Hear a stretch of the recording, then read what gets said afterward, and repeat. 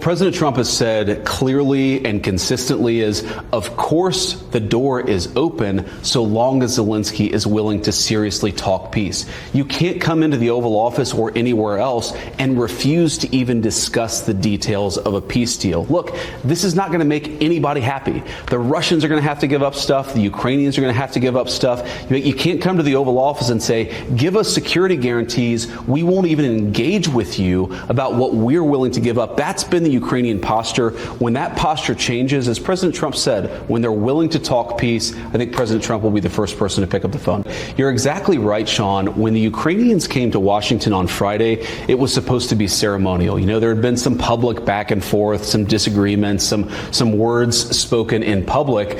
And the president was like, let's have this moment. We give some credit to the brave Ukrainian fighters. And of course, it's a very brave army that they have there in Ukraine. Let's sign this minerals deal, which importantly does two things. It allows the American people to get some of their money back, but it also shows the Ukrainian people that America has a long-term investment in their sovereignty. You do those things, we'll sign this thing, we'll have a rah-rah moment, and then we'll get to the tough talk of negotiating peace.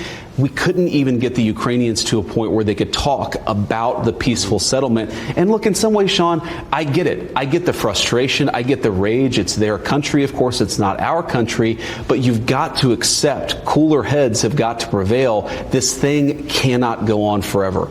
This is the important point. I'd say this to are of course, most importantly, the Americans who are watching, but people all over the world. When you talk to leaders in private, whether they're Ukrainian or European, when you talk to people in private, they will tell you this cannot go on forever.